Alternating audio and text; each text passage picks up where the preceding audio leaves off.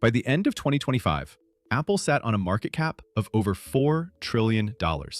That number is so large, it effectively has no meaning to the human brain. Yet the company feels mortal for the first time in a decade. Nvidia has snatched the crown of the world's most valuable company, while regulators in Washington dismantle the App Store. Sales in China have also free-fallen. The story of Apple is not about bankruptcy, but rather irrelevance. The company that invented the future has forgotten how to build it. To understand the fear inside Apple today requires looking back to the moment it almost died. The board fired Steve Jobs in 1985, and the company drifted into mediocrity for 12 years by churning out beige boxes nobody wanted. Jobs returned in 1997 with both new products and a philosophy of absolute control. He slashed the product line from dozens of items to just 4. That trauma defined the company. They learned that focus creates value, while lack of focus creates bankruptcy. But 40 years later, that obsession with control has become the weapon the Department of Justice is using to break them apart. When Steve Jobs died in 2011, the world expected Apple to collapse. Tim Cook instead built a massive logistical machine. Cook was not a product visionary, but rather an operations genius who could squeeze every cent of margin out of a supply chain. Apple's value grew by trillions under his watch. He perfected iteration by selling the same phone with slightly better cameras and chips to 1 billion people year after year. Shareholders loved the vertical stock chart. The magic Jobs talked about was eventually replaced by efficiency, and the cracks are finally starting to show. For 15 years, China was Apple's growth engine, until that engine stalled completely in 2025. Shipment data shows iPhone sales in China plummeted nearly 50% early that year. Apple dropped to 5th place behind domestic brands. This represented a cultural rejection rather than just an economic slowdown. Huawei returned with the Mate and Pura series, which matched the iPhone feature for feature despite US sanctions. Chinese consumers simply switched due to nationalism and boredom with Apple's stagnant designs. The status symbol protection the iPhone enjoyed for a decade has broken, and no software update can fix it. Sales were vanishing in the East, while legal trouble started in the West. The US Department of Justice filed an antitrust lawsuit in March 2024, accusing Apple of running an illegal monopoly. District Judge Julian Niels denied Apple's motion to dismiss the case on June 30, 2025. The government is attacking the core business model rather than just imposing fines. They claim Apple deliberately degrades the experience of non-iPhone users by breaking messaging and blocking super apps to lock customers in. This mirrors the legal action against Microsoft in the late 90s. The threat has paralyzed Apple's strategies, even though the trial might continue until 2028. Subscribe and turn on notifications for weekly breakdowns of major business shifts. The next topic involves a $10 billion mistake. The Apple Car was supposed to be the company's major new product for a decade. Project Titan employed thousands of engineers, including talent poached from Porsche and NASA. Rumors suggested a self-driving transformation that would rival Tesla. The announcement that Titan was dead came in February 2024. Apple had burned through over $10 billion with nothing to show for it. There was no car and no steering wheel. This was a major admission of failure for a company that prides itself on perfection. The team moved to work on AI, but the damage was done. The reputation of Apple's R&D department had taken a serious hit. The future rested on the Vision Pro after the car project ended. Tim Cook called the device the beginning of spatial computing when it launched in early 2024 with a $3,500 price tag. The device has become a warning sign by late 2025. Sales figures hovered around 500,000 units, which is a small fraction compared to the millions of iPhones sold every quarter. The technology features brilliant screens and impressive eye tracking. The problem is that few people know what the device is for. It isolates users in a world where connection matters most. The Vision Pro demands users leave reality, unlike the iPhone or AirPods. Consumers are refusing to do so. Apple's strongest defense was social pressure rather than hardware for years.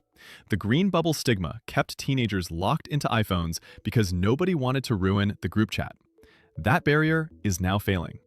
Apple was forced to adopt RCS messaging in late 2024 under pressure from the EU and global regulators. High-quality photos and typing indicators now work between iPhones and Androids. The social pressure that kept Gen Z loyal is fading. This change is a win for consumers, but a strategic disaster for Apple. Users are free to look at the competition without ecosystem lock-in. Devices from Samsung and Google are becoming increasingly tempting. An iPhone 12 looks almost identical to an iPhone 16 or 17 from the front. The excitement of the September launch event has faded. Apple played it safe while Samsung introduced foldables and Chinese manufacturers pushed charging speeds to under 15 minutes. Apple released updates like titanium rails and a slightly different action button. The company faces the innovator's dilemma, where they earn so much money from the current design that they fear changing it. Safety is boring, though. The tech press has turned critical and openly questions if the company has run out of ideas. The launch of ChatGPT sparked a massive tech industry shift, comparable to the internet. Microsoft invested heavily, while Google adjusted its strategy. Apple remained silent for nearly 2 years before responding with Apple Intelligence in October 2024. The rollout was slow and limited to the newest devices. Apple appeared behind the curve, despite marketing itself as an industry leader. They partnered with OpenAI to improve Siri's capabilities. This suggested that the world's largest tech company could not build the most important technology of the decade alone.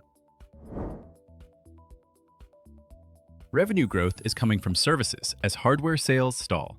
Apple is transforming from a hardware manufacturer into a subscription business. The division, including iCloud and the App Store, earns more money than Nike and McDonald's combined. This model is profitable, but changes the relationship with the customer.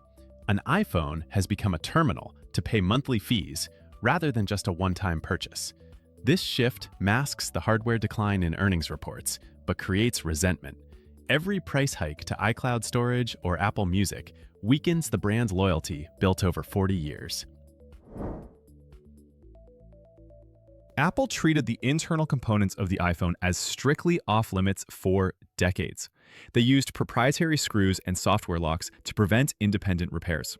Legislative pressure increased in 2024 and 2025 as Oregon, California, and the EU passed right-to-repair laws. These laws required Apple to publish repair manuals and sell parts to the public. This change represents a significant loss of the end-to-end control Steve Jobs valued. The hardware is becoming a commodity, open to anyone with tools. This openness removes the mystery of the sealed device. The stock market leaderboard illustrates Apple's recent decline. Apple was the most valuable company for years and the first to hit $1 trillion, $2 trillion, and $3 trillion in value. The AI boom elevated Nvidia to the top spot. Jensen Huang's company eclipsed Apple's valuation in 2024 and 2025 due to demand for GPU chips. This marked a symbolic shift. Apple represents the consumer internet of the last decade, while Nvidia represents the generative AI of the next. Investors are betting that the future belongs to companies building intelligence rather than those selling the screens used to view it. A company depends on its people. The industrial design team that crafted the iPod and iPhone has largely dissolved. Key leaders in hardware and engineering have departed for startups or rivals like Google and Rivian. Many leave because the environment has changed. Working at Apple in 2025 often involves navigating bureaucracy to update mature products rather than inventing new ones. The creative talent is leaving behind a workforce that is better at defending existing territory than discovering new markets. The lack of a foldable iPhone highlights Apple's caution. Samsung had released its 7th generation of fold and flip phones by late 2025. Google and Huawei also have mature foldable devices, while Apple has none.